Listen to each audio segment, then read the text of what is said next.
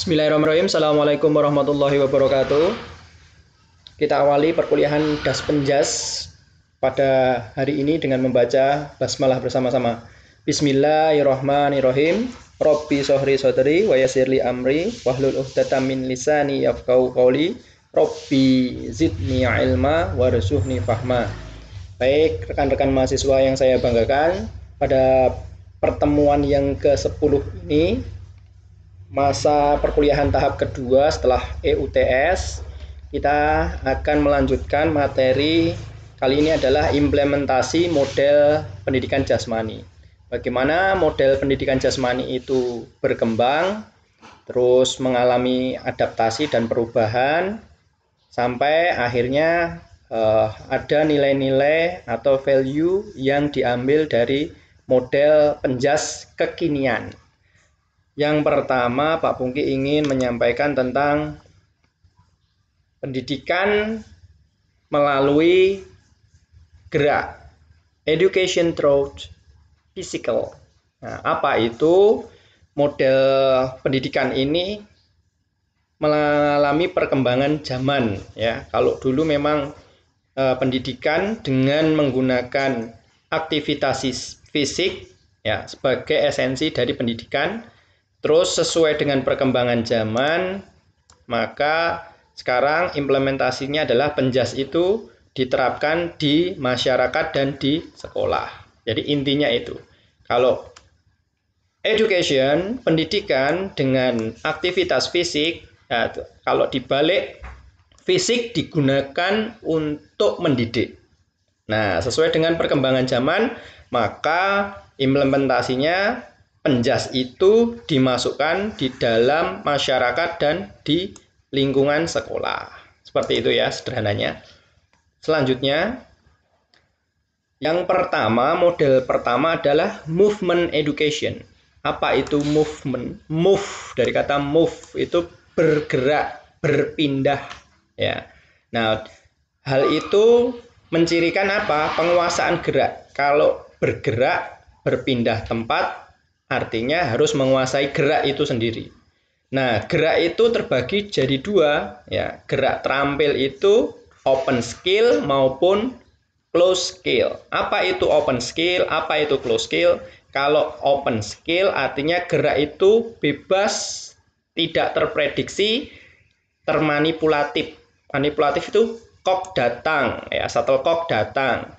Bola datang, dipukul ke segala arah atau datangnya tanpa terduga. Nah, kita keterampilan memukul, keterampilan gerak berpindah tempat, ya, atau pola langkah itu artinya open. Open itu terbuka, bebas, tanpa terprediksi, ya. Sedangkan close skill yaitu keterampilan yang sudah tertata, sudah ada. Misalkan angkat besi, itu keterampilannya sudah ada. Terus lari sprint. Nah, itu keterampilannya sudah ada, ya. Ya seperti itu terus, itu namanya close skill. Itu juga keterampilan, ya. Selanjutnya, dalam movement education ini, belajar gerak ini harus tahu human movement. Jadi, manusia bergerak itu dasarnya dari biologisnya atau sifat-sifat fisiknya, anatomisnya itu harus tahu. Baik juga secara biomekanika, gerak penunjang geraknya itu sendiri. Jadi harus tahu, ya, melangkah ke depan berapa langkah itu harus tahu juga, ya. Kalau di rata-rata dalam 100 meter ada berapa langkah, ya, berapa kecepatan waktunya. Nah, itu pengetahuan masuk di human movement, ya, gerak manusia itu sendiri. Selanjutnya, movement education juga menyadari arti gerak itu sendiri. Ya, gerak itu ada macam-macam, ya. Kalau tadi keterampilannya open skill dan close skill. Sekarang kalau gerak itu sendiri ada lokomotor, non lokomotor, ya, dinamis, statis. Nah, itu harus disadari, ya. Misalkan gerak pemanasan dinamis itu berbeda dengan pemanasan geraknya yang statis, ya, yang diam. Nah, artinya apa? Harus menyadari bahwasanya itu memiliki dampak yang berbeda. Paham ya sampai di sini? Berikutnya, dalam model aktivitas jasmani ini ada beberapa ini ya, model untuk olahraganya, aktivitasnya. Apa aktivitasnya? Satu, bisa berupa dance, ya. Dance itu bisa berupa ya tarian, ya, gerakan estetika, keindahannya, ya, breakdance, ya, dance salsa dan sebagainya, gerak jasmani seperti senam SKJ itu masuk di dance. Gimnastik, ya, gimnastik adalah senam. Kalau senam ini otomatis dia mempengaruhi semua faktor elemen tubuh. Contohnya apa, Pak? Kelentukan, ya, kelentukan. Terus senam lagi kekuatan, ya. Ada lagi daya tahan, gimnastik, ya. Itu masuk di gimnastik. Kalau dance tadi lebih ke ritme, ya. Terus keindahan, estetika. Yang terakhir adalah games. Games ini permainan. Permainan tentu saja dengan adanya rule atau aturan. Aturan yang sudah ditentukan, ya, sudah disepakati, bahkan sudah dibakukan, ya. Nah, itu adalah aktivitas-aktivitas model gerakan tadi, ya, aktivitas jasmaninya tadi. Selanjutnya, ini sasaran. Kalau tadi model ininya apa, aktivitasnya, sekarang model sasarannya. Sasarannya apa, Pak? Sasarannya ya jelas, ya. Kalau gerak itu ya berarti menghargai gerak daripada keindahan dan kreativitas. Jadi gerak itu segalanya. Dampaknya apa atau bergerak itu? Nah, segitu. Daripada wah ini bagus sekali gerakannya atau kreatif sekali gerakannya, tidak. Jadi lebih ke gerakannya itu sendiri. Itu sasaran model movementnya ini. Yang kedua adalah penerapannya pada kelas dasar. Nah, fundamental atau dasar dari bergerak itu diterapkan pada kelas dasar. Dari mana, Pak? Ya, kalau secara tingkatan kelas, ya, tingkatan kelas itu bisa dari PAUD, ya, mulai dari PAUD, ya, terus SD, terus SMP, SMA. Nah, itu penerapannya dari kelas dasar, dari PAUD sudah bisa usia dini, ya, anak usia dini. Selanjutnya adalah eksplorasi. Eksplorasi ini pengenalan macam-macam ragam gerak. Jadi beragam gerak itu ada gerak maju ke depan, mundur, zigzag, terus melingkar, ada gerak berkelak-kelok. Nah, itu ragam gerak. Memukul sendiri ada banyak sekali, ya, memukul ke kanan, memukul ke samping, melintang, ya, memukul dari bawah, dari atas, terus mendorong, ya, banyak sekali, ya. Menarik itu dari lengan tangan, dari kaki juga ada, dari badan, ya, ada, dari paha juga ada. Jadi eksplorasi gerak ini sangat dibutuhkan pada movement, education movement, ya. Ini sebagai dasar. Jadi model yang pertama ini adalah terapan, ya, penerapan gerak, human movement. Berikutnya adalah model yang kedua adalah fitness approach. Fitness approach ini adalah sudah mengajarkan atau melatih tentang daya tahan, ya, kebugaran, fitness. Apa model implementasinya? Adalah peningkatan kebugaran. Jadi kalau yang pertama tadi yang penting geraknya, kalau ini lebih ke tujuan peningkatan kebugaran, fitnessnya, approach. Yang kedua, tentu saja kalau meningkatkan kebugaran, otomatis healthy fitness-nya juga meningkat. Ini menjadi pokok konsentrasi di model kedua ini. Selanjutnya adalah pengembangan komponen kebugaran jasmani. Komponen ada daya tahan, power, ya, atau kekuatan, balancing atau keseimbangan, flexibility, banyak, ya. Flexibility, ada kelentukan tadi, terus ada juga ini, ya, speed, nah, kecepatan, itu menjadi pengembangan dari komponen kebugaran jasmani. Berikutnya adalah pembelajaran dilakukan di lab kebugaran. Artinya pada model fitness approach ini berarti kita harus menempatkan gerak kita, latihan kebugaran kita itu pada tempatnya, baik fasilitas maupun propertinya, ya. Di mana? Di lab kebugaran. Ada juga yang di lapangan, ya. ada juga yang di lab fitness center, ada juga yang di laboratorium untuk kebugaran itu sendiri, di gimnastik ya juga ada gymnasium ya. Berikutnya adalah kebutuhan fasilitas olahraga sangat penting. Ini hubungannya dengan yang ini, lab kebugaran ini. Nah, ini sudah menggunakan memanipulasi alat olahraga untuk fitness, jadi untuk kebugaran. Contohnya apa Pak? Sederhana saja. Contohnya pakai treadmill. Nah, tidak usah banyak-banyak atau tidak usah yang terlalu mahal. Skipping. Nah, skipping itu adalah fasilitas atau sarana prasarana untuk menunjang fitness approach. Contoh, berarti kalau kita main skipping dalam waktu yang lama, berarti daya tahan otot bisa, kardiovaskuler juga bisa. Apalagi misalkan keseimbangan dengan menggunakan skipping, dengan melompat dengan menggunakan satu kaki secara bergantian, otomatis komponen kondisi fisik tadi salah satunya adalah balance, keseimbangan itu akan diperoleh. Nah, jadi model yang kedua ini fitness approach itu hubungannya dengan kelima indikator ini. Berikutnya adalah nah ini tujuan model dari fitness approach ini adalah terutama adalah untuk kebugaran, fitness ya. Yang kedua fisiologis. Fisiologis adalah bentuk fisik ya. Bentuk fisik adalah menyusun komponen dari fisik. Dia tampil tegak badannya, tampil bugar badannya, tampil berotot badannya ya. Selanjutnya adalah tentu saja fitness digunakan kalau sudah punya dasar dua ini tentu saja sebagai gaya hidup ya.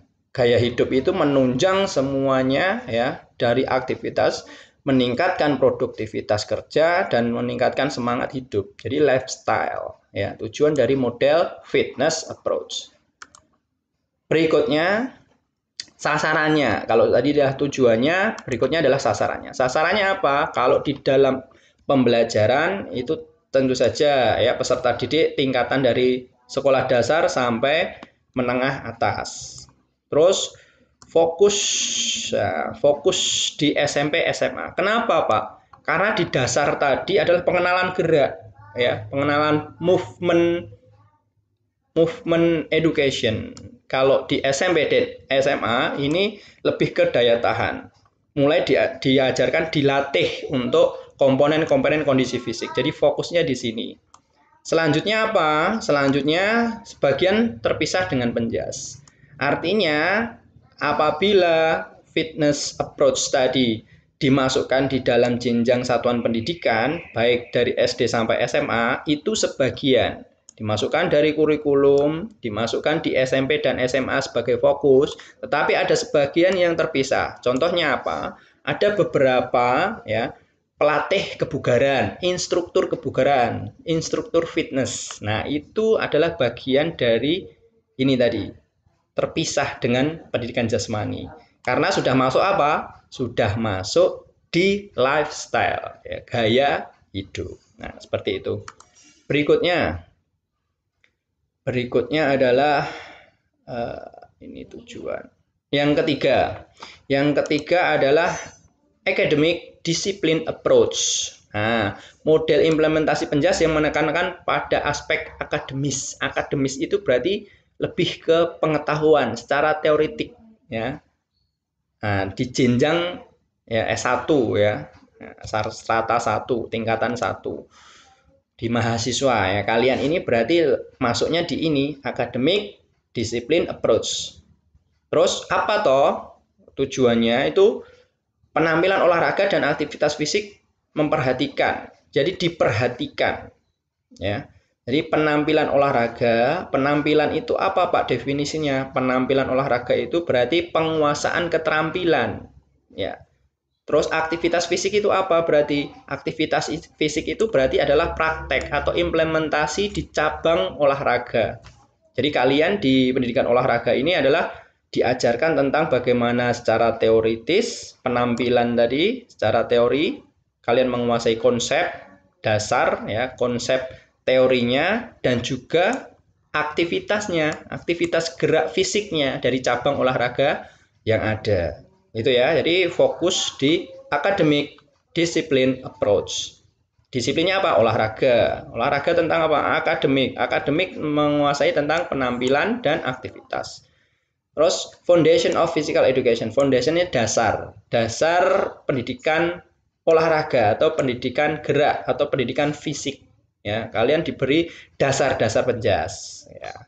Terus siswa wajib membaca, terlibat berbagai aktivitas. Artinya membaca, artinya seperti saat ini ya, kalian mengkaji ilmu, membaca dari referensi, membuat makalah ya. Itu dasarnya wajib. Ya, dasarnya wajib. Untuk apa? Ya untuk ini. Aspek akademis.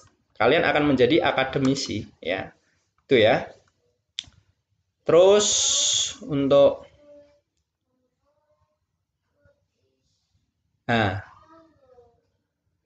ini.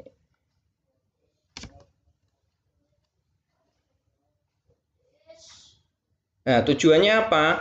Tujuan dari academic approach tadi ya, itu kalian mampu menjadi pengajar, fasilitator nanti kalau sudah terjun di masyarakat, terus menyusun aktivitas pembelajaran, jelas ya, kalian merencanakan apa toh yang akan diajarkan, itu mampu seperti itu ya, mampu menyusun aktivitas pembelajaran. Dan yang paling penting adalah tanggung jawab terhadap hasil belajar siswa.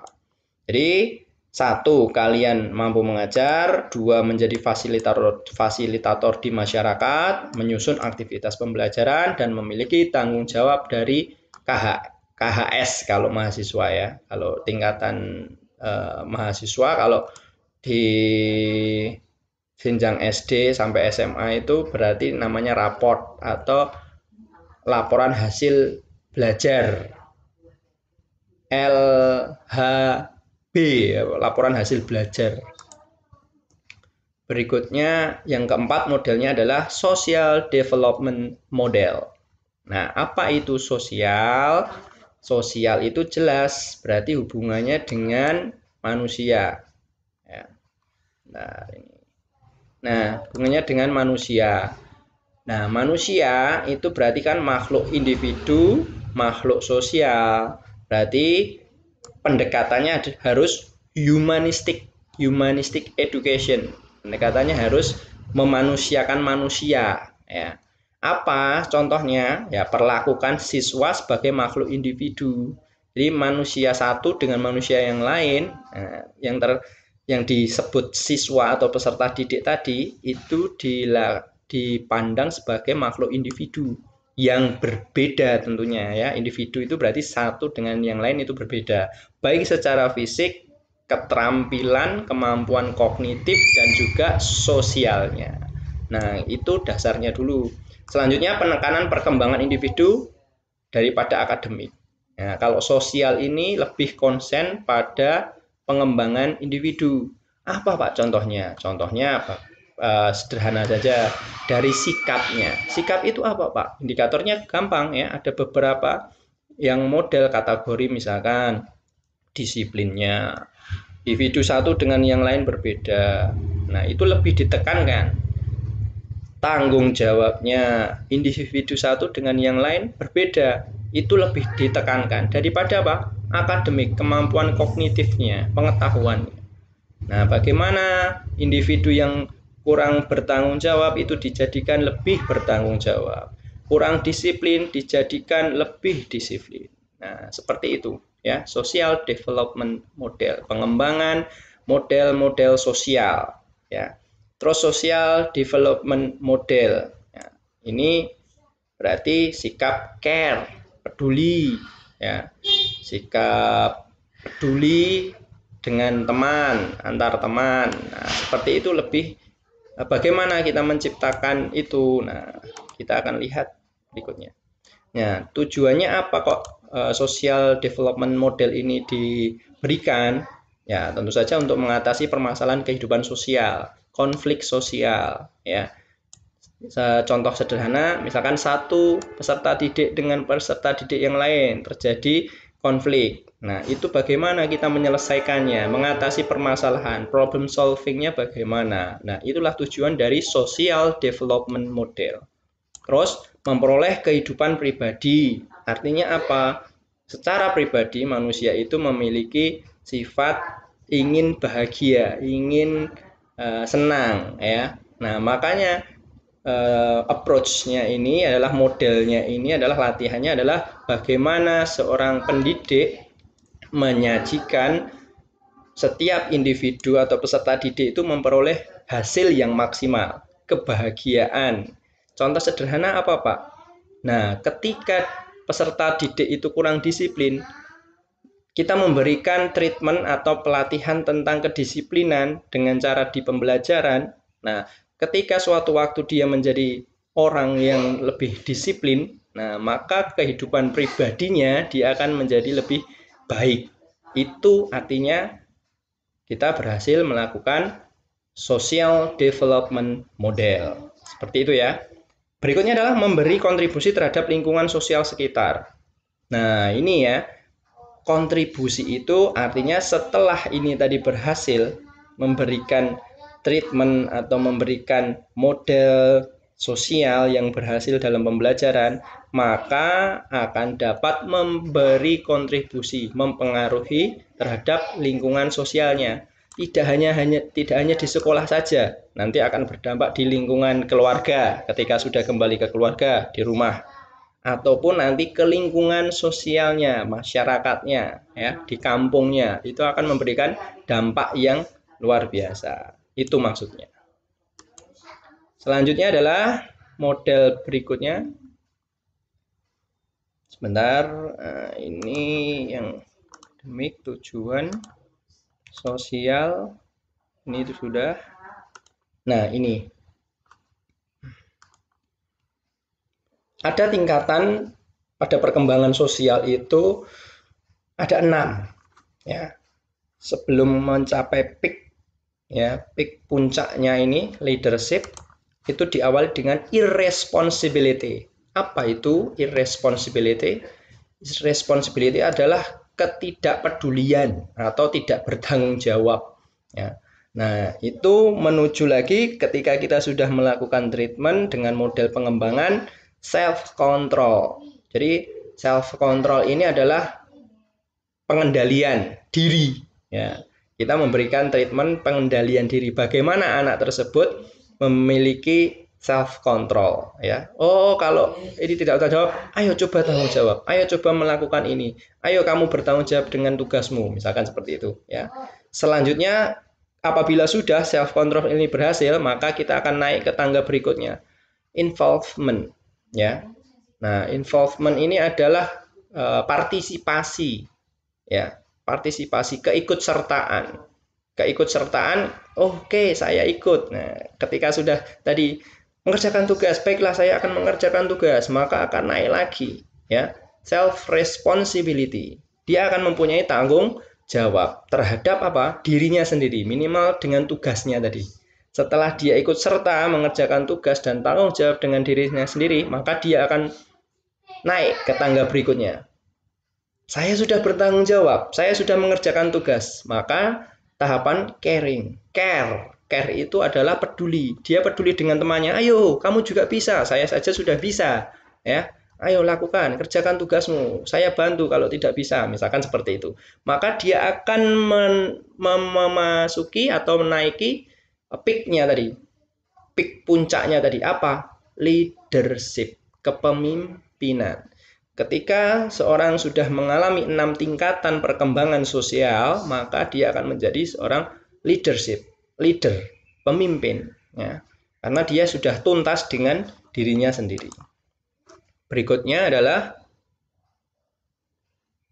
model yang kelima adalah sport education ya, model SE. Ya, SE ini apa? Mendidik siswa menjadi pemain.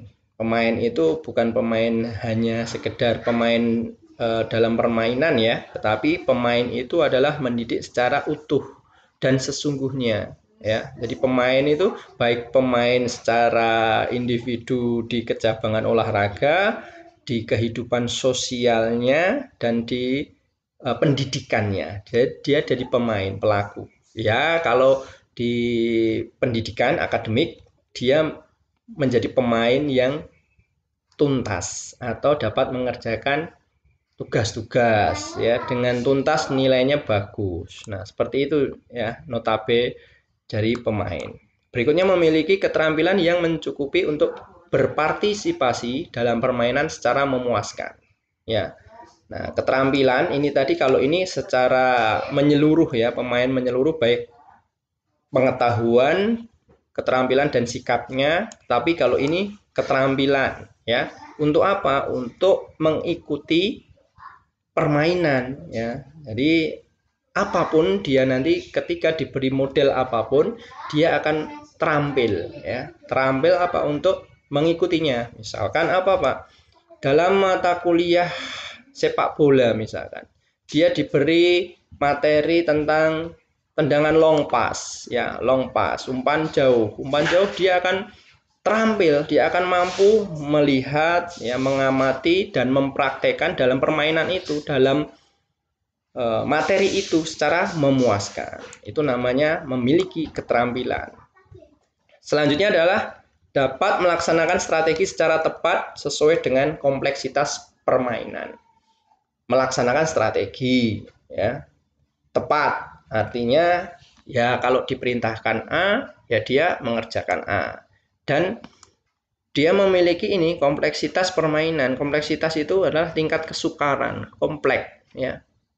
Misalkan setelah diberi tugas A, tugas B, tugas B, tugas C maupun bertingkat A, B, C langsung. Nah, itu dia dapat melaksanakan strategi itu dengan baik, pembagian waktu, pengumpulan tugas tepat waktu, terus ketepatan dalam mengerjakan. Nah, itu model sport education ya. Selanjutnya, membantu siswa berkembang untuk menjadi olahragawan yang kompeten. Nah, kalau ini sudah ke prestasi ya, jalurnya prestasi. Karena apa? Olahragawan ini bisa dikatakan juga atlet. Ya, kompeten itu artinya ya sudah kalau tingkatan ini sudah dilaksanakan semua, maka tidak ada hambatan ya, baik secara kebijakan maupun pengetahuan dan motivasinya. Antusias itu karena motivasinya ya. Dia mengikuti misalkan olahraga pilihan ya, dia memilih futsal karena dia antusias, karena dia minat ya. Selanjutnya apa? Dia kompeten. Kompeten itu apa? Keterampilannya mumpuni ya. Terus dia bisa mengikuti peraturannya ya, kebijakannya. Terus dia mempunyai pengetahuan dari bidang futsal tadi. Nah, itu artinya dia menjadi olahragawan yang kompeten. Dan ini menggiring kepada prestasi tadi ya. Nah, itu tidak terlepas dari pengetahuan yang luas, terutama sebagai pemain utama ya. Selanjutnya, ciri-ciri dari sport education. Apa itu? Pasti ada season, musim ya. Musim kompetisi itu kan pasti ada ya. Nah, itu dibagi. Kalau musim kompetisi biasanya kalau di benua Eropa itu ya musim dingin, musim itu apa? Season ya. Musim transfer itu pasti ada, sport education-nya pasti ada itu ya. Selanjutnya affiliation, klub atau kantornya atau asosiasinya, afiliasinya. Nah, itu pasti ada ya. Seperti ya taruhlah PBSI, PSSI ya, kalau di tingkat internasional ya FIFA itu ya, dan sebagainya, ada afiliasinya. Kita kembali dulu ke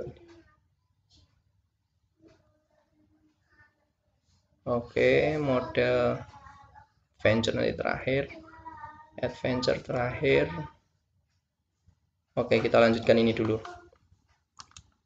Yang ketiga adalah formal competition, kompetisi formal, legal ya. Kalau udah ada musimnya, terus ada klubnya tadi atau afiliasinya, terus selanjutnya ada kompetisi yang formal, ya, divisi utama atau Liga 1 kayak gitu ya, ada formal itu.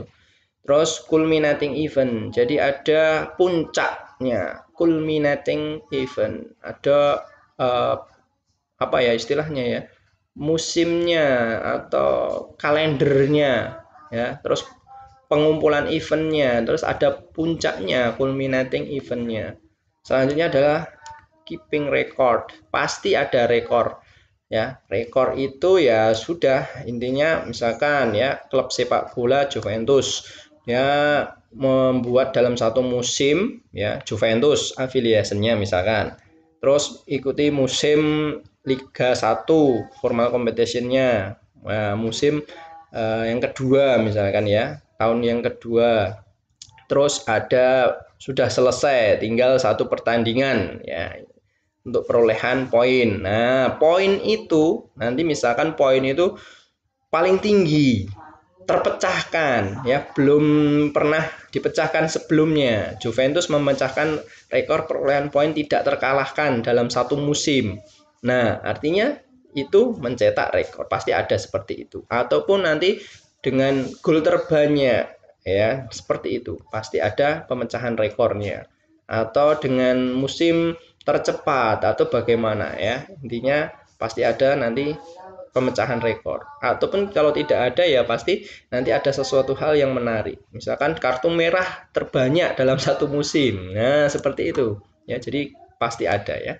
Terus festivity atau festival. Ya ada, perayaan itu ada. Kecuali nanti ada juga yang kompetisi, terus juga ada festival. Kalau perayaan ini, festival ini pasti ada. Ketika juara yang ngangkat trofi misalkan, terus arak-arakan, nah seperti itu, festival, ada festival atau perayaan. Nah yang terakhir, nah kalau komponennya dulu ya, komponen dari itu tadi adalah ada pelatih pasti ya, ada pemain, ada wasit, pencatat nilai, ya, jurnalis. Nah ini penting juga ya, jurnalis ini yang meliput, yang memberitakan. Terus ada manajernya, ya mengatur semuanya ini, ya. Terus ada trainernya. Trainer bisa, fisioterapis juga bisa ya, yang mengatur gizinya, yang mengatur ini kesehatannya, kebugarannya, atau yang melatih fisiknya itu pasti ada. Melatih keterampilannya itu ada. Oke, itu adalah komponen-komponen dari sport education tadi. Selanjutnya adalah yang terakhir, ini adalah model adventure education approach. Apa ini adventure? Adventure ini adalah petualangan, ya, petualangan. Petualangan terhadap pendidikan, pendidikan yang dituangkan di petualangan. Ini identik dengan outing class atau aktivitas outdoor, ya, alam terbuka. Yang pertama adalah petualangan di aktivitas pada alam terbuka, ya, aktivitas outdoor di luar kelas. Terus alam terbuka biasanya ya, apa aktivitasnya, kegiatannya, ya, camping, arung jeram, cross country, climbing, dan lain-lain. Para layang itu ya, tubing itu banyak sekali. Panjat tali atau panjat tebing, ya, wall climbing, terus ada juga panjat pohon, panjat dinding. Ini bisa juga karena apa? Masuknya di education, ya. Kita modifikasi saja bisa, ya. Kita buat itu bisa ya.